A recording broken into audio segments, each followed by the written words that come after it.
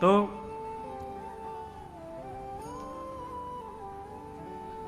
नाभा गोस्वामी जी बोले सारे भक्तों का चिंतन हो रहा है लेकिन ब्रज के भक्तों का चिंतन नहीं हो रहा है। तब उनके गुरुदेव ने आज्ञा की, बोले तुमने 24 भगवान के अवतारों का आवाहन कर लिया तो जो 24 अवतारों को पूजते हैं उनके तुमको चिंतन हो रहे हैं, पर भैया ये ब्रजवासी हैं, ये तो केवल एक ही को पूजें। कौन को? बोले वृषभानु दुलारी को, श्यामाजू को। जब तक किशोरी जी का स्मरण नहीं करोगे, किशोरी जी का आह्वान नहीं करोगे, तब तक ब्रज के रसिक संतों का स्मरण नहीं हो सकता। हमारे ब्रज में गांव में हमारे माई श्यामा जू को राज। कैसी श्यामा जू? बोले जाके अधीन सदा ही सांवरो, जाके अधीन सदा ही सांवरो, या ब्रज को सिरताज। हमारे माई श्यामा जू को राज। आहा, तब नाभा जी ने श्री किशोरी जी का स्मरण किया और किशोरी जी का स्मरण करते ही सबसे पहले उनके चित्त में जो स्मृति आई वो थी श्री हित हरिवंश महाप्रभु। उन्हीं का ही चिंतन आया जिनका आज उत्सव है।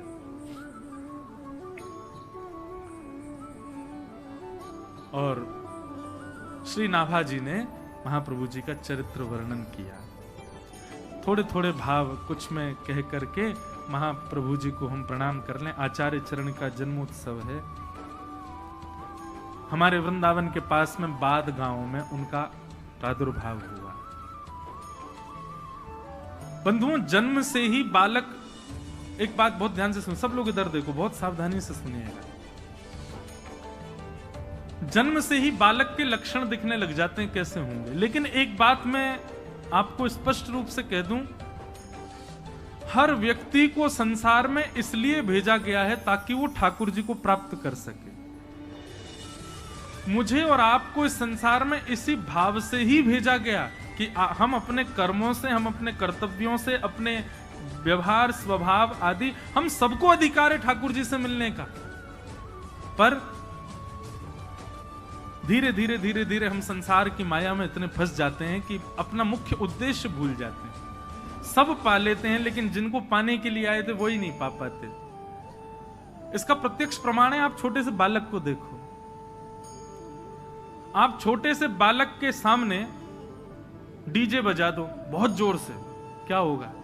रो जाएगा, उसके अंदर से रुदन शुरू हो जाएगा। आज के 20, 22, 23, 25 साल की उम्र के बालक जिन जिन गानों पर नृत्य करते हैं, जिन जिन गानों पर नाचते हैं, ऐसे गाने आप 1 वर्ष तक के बालक के सामने खूब तेज आवाज में बजा दो, क्या होगा? वो भयभीत हो जाएगा, डर के मारे रोने लग जाएगा।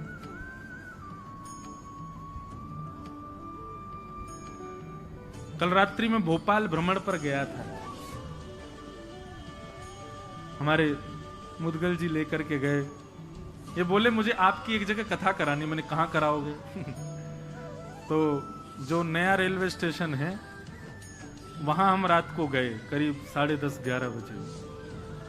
आहा, वहां पे सारे जो है आजाद परिंदे घूम रहे थे।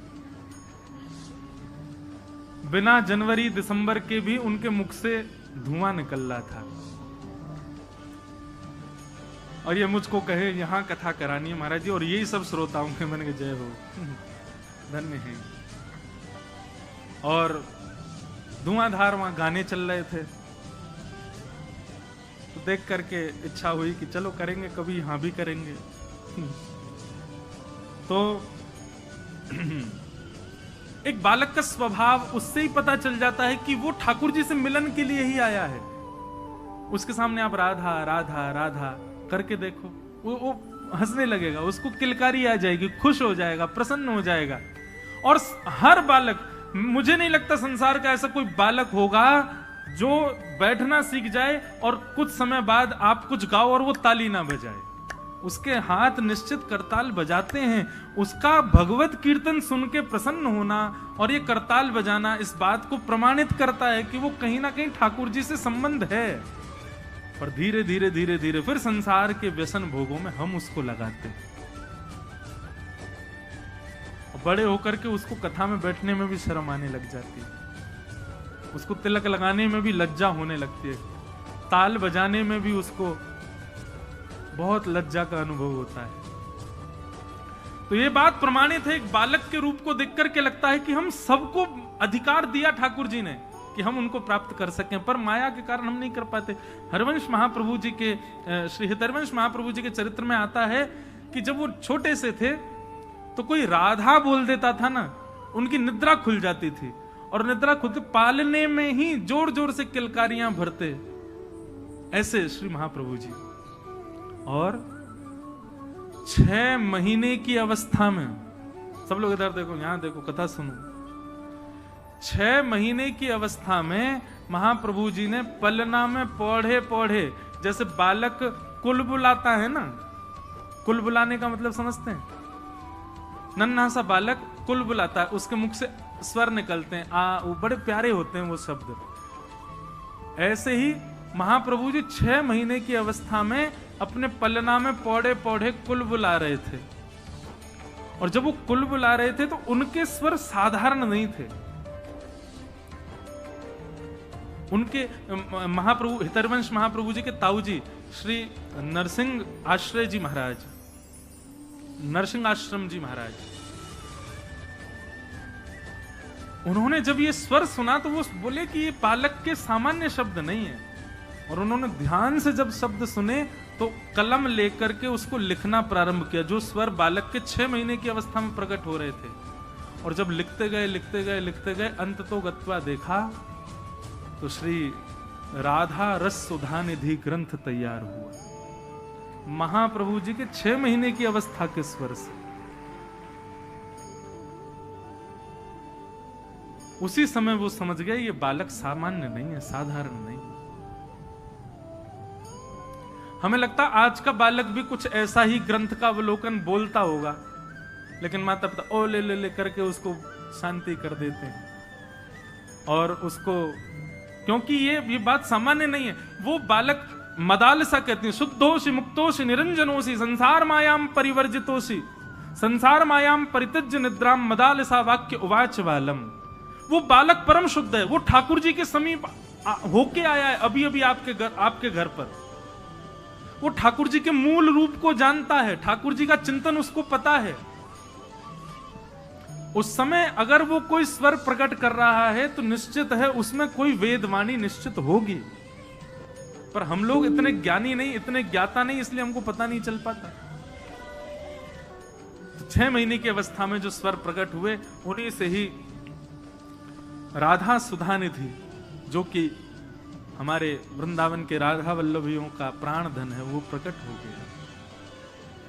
धीरे धीरे महाप्रभु जी बड़े हुए, और आप श्री के पूज्य पिताजी महाराज श्री व्यास मिश्र जी, उनके यहाँ ठाकुर जी की सेवा थी, वो ठाकुर जी की सेवा करते थे, और आपके घर के ठाकुर जी का नाम श्री राधाकांत जी था।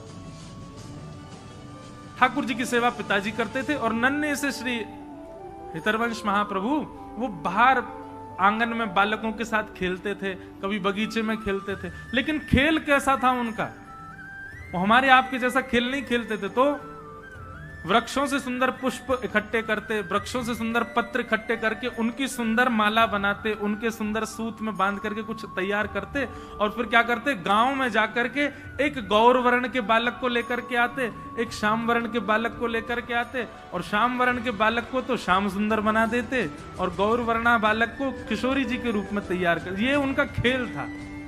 और फिर दोनों को तैयार करके, और फिर दोनों को निहारते, नन्हे सी अवस्था में, 6-7 वर्ष की अवस्था में, और फिर निहार के बलैया लेते, और बलैया लेने के बाद फिर क्या करते, किशोरी जी का श्रृंगार उतार करके ठाकुर जी जिनको बनाया उनको पहना देते, और ठाकुर जी का श्रृंगार किशोरी जी को पहना देते।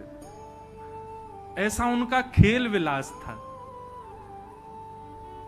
लेकिन बंधुओं, उनका भाव इतना सुदृढ़ था कि आज उन्होंने जैसे ही गौर वर्ण के बालक को श्याम सुंदर, माने किशोरी जी को ठाकुर जी का श्रृंगार किया, और श्याम वर्ण के बालक को जब किशोरी जी का श्रृंगार किया, उसका भाव यह परिलक्षित हुआ कि उनके पिताजी जैसे ही अपने घर के ठाकुर जी के दर्शन करने के लिए गए, भोग उठाने के लिए गए, पर्दा हटाते ही देखा तो श्री राधाकांत प्रभु ने भी अपना श्रृंगार बदल लिया। किशोरी जी ने मुकुट पहन लिया और ठाकुर जी सिर पर चुनरी ओढ़ करके बैठे थे। घबरा गए, उनको तो बेचैनी हो गई, ये क्या हुआ? अरे मुझे लगता है बुढ़ापे की आंखें, समझ नहीं पा रहा हूं। उम्मीदने लगे, आंख मांख धो करके आए, पुनः आकर के देखा तो ठाकुर जी चुनरी में बैठे हैं और किशोरी जी मुकुट पहन के बैठी हैं। उनमें विचार करने लगे, ये कैसा, ये कोई अपशगुन तो नहीं? बस किसी से पूछने के लिए मंदिर से निकल के बाहर भागे तो बाहर बगीचे में देखा कि हरिवंश जी 2 बालकों की प्रदक्षिणा कर रहे हैं और जाकर के देखा तो क्या पाया कि श्याम वर्ण के बालक ने तो चुनरी पहन रखी है और गौर वर्ण के बालक ने मुकुट पहना है। देखते ही समझ गए, बोले ओहो, मेरे इस बालक की भक्ति की श्रेष्ठता इतनी हो गई कि वो बालकों के साथ श्रृंगार करता है और प्रत्यक्ष ठाकुर जी उसकी सेवा स्वीकार करते हैं। ये सामान्य बालक नहीं। ऐसे महाप्रभु जी,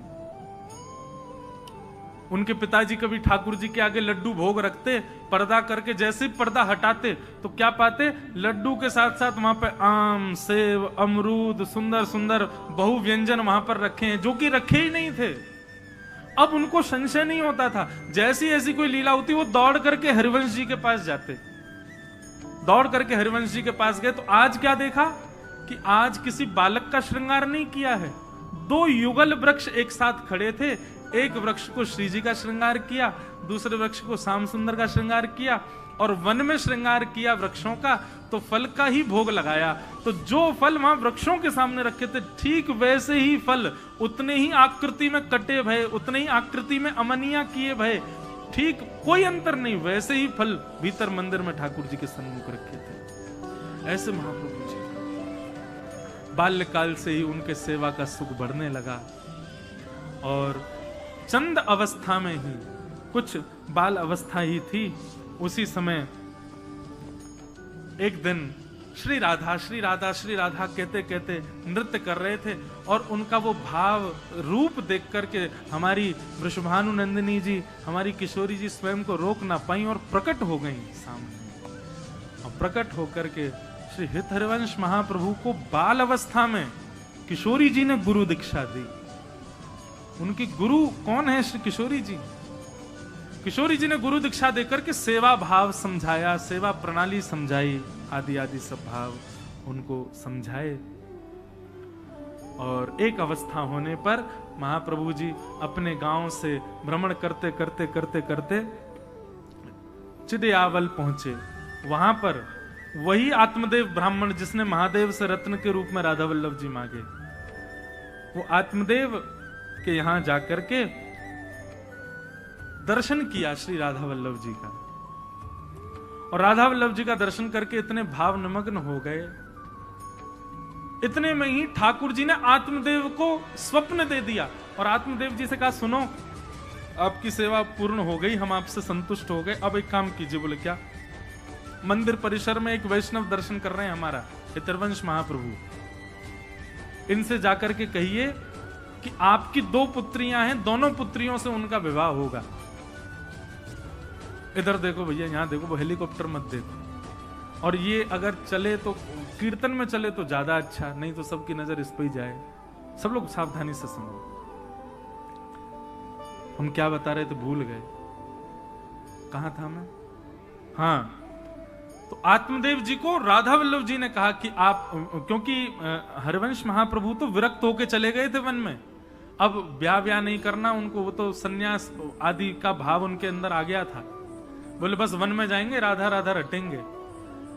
लेकिन जैसे ही राधा वल्लभ जी के दर्शन किए आत्मदेव जी के घर पर, तो आत्मदेव जी को स्वप्न देकर के राधा वल्लभ जी ने कहा, हम तुम्हारी सेवा से बड़े प्रसन्न हैं, अब एक काम करो, द्वार पर जो ये आए हैं इनसे अपनी दोनों पुत्रियों का विवाह कर दो। वो मना करें तो उनको कहना राधा वल्लभ जी की आज्ञा है, और सुनो विवाह कर दो अपनी पुत्रियों का।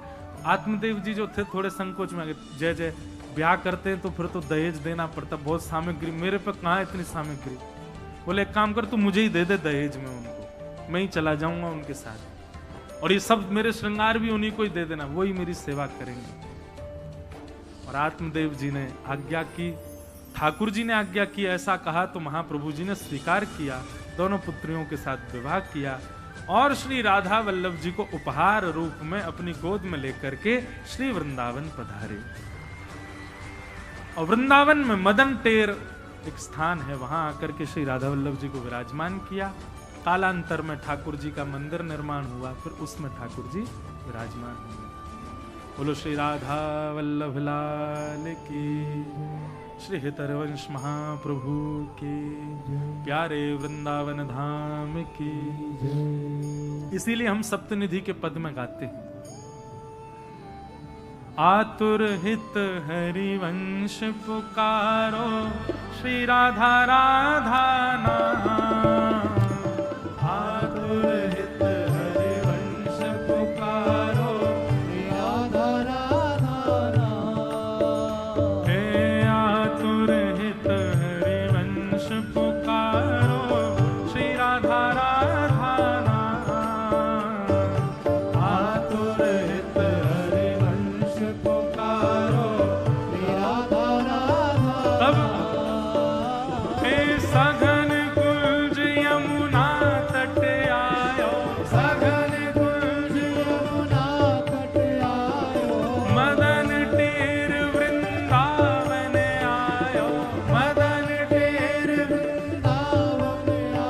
प्यारो राधा वल्लभ लाल, वृंदावन प्यारो वृंदावन, वृंदावन प्यारो वृंदावन। हे श्री वृंदावन मेरो वृंदावन, वृंदावन मेरो वृंदावन। सघन कुंज यमुना तट आयो, सघन कुंज यमुना तट आयो। प्यारो राधा वल्लभ लाल, वृंदावन मेरो वृंदावन, वृंदावन मेरो वृंदावन। हे श्री वृंदावन प्यारो वृंदावन, वृंदावन प्यारो वृंदावन। बोल राधा वल्लभ लाल की। ऐसे हमारे वृंदावन के मुकुटमणि श्री राधा वल्लभ लाल जी, जिन आचार्य चरण के द्वारा पधराए गए, जिन आचार्य चरण के द्वारा वहां पर विराजमान किए गए, ऐसे श्री हितरवंश महाप्रभु जिनका आज प्रादुर्भाव दिवस है, उन आचार्य चरणों के पावन चरण कमलों में हम इस भाव से प्रणाम करते हैं कि हे आचार्य चरण, आप हम पर कृपा करें। श्यामाजू आपकी गुरु हैं, आप श्री राधा वल्लभ लाल जी को वृंदावन में लाकर के वृंदावन की शोभा बढ़ा रहे हैं। आप कृपा करें, अनुग्रह करें, हम सब दासों के जीवन में भी श्री राधा वल्लभ जी कृपा करें। हमारे मन रूपी वृंदावन में, हमारे मन रूपी उस सघन कुंज में भी एक ना एक दिन ऐसे ही युगल स्वरूप आपकी कृपा से विराजमान हो, इस अभिलाषा से आचार्य चरणों में बारंबार प्रणाम। आज के इस मंगल दिवस के हम इसी बेला को प्रणाम करते हैं। आज तो पूरी कथा ही वृंदावन में हो गई। देखो, यही है हमारे जन्मदिन से क्या होता है, गुब्बारे फूटते हैं। हमारे जन्मदिन से क्या होता है, केक कटते हैं। हमारे जन्मदिन से क्या होता है, 4-5 लोग आकर के और तला हुआ भोजन खा के बीमार होते हैं। लेकिन आचार्य चरण का जब जन्मोत्सव होता है तो हजारों वैष्णवों के चित्त में वृंदावन प्रकट हो जाता है। हजारों वैष्णवों के चित्त में श्री राधा वल्लभ लाल जी प्रकट हो जाते हैं। एक वैष्णव भक्त का मंगल प्रादुर्भाव दिवस कितना आनंद देने वाला होता है। बंधुओं, एक बार को ठाकुर जी के उत्सव भूल जाना, पर ये रसिक जन संतों के कभी उत्सव भूला मत करो। और इन उत्सवों पे जैसे आप जन्माष्टमी, रामनवमी पर ठाकुर जी का श्रृंगार विशेष करते हो, इन उत्सवों पर भी अपने ठाकुर जी का विशेष श्रृंगार किया करो। लेकिन वो तो तब हो ना जब जाने आचार्य चरणों को। उसके लिए सत्संग सुनो, वैष्णवों को सुनो, आचार्य चरणों के बारे में, उनकी तिथि कौन सी होती है, क्या होता है, इन सब का एक नियम बनाओ। ये भी एक वैष्णव नियम है। हम रामानुज संप्रदाय के, लेकिन हम जरूरी नहीं है कि केवल अपने संप्रदाय की बात, हम सारे संप्रदायों के आचार्यों को प्रणाम करते हैं।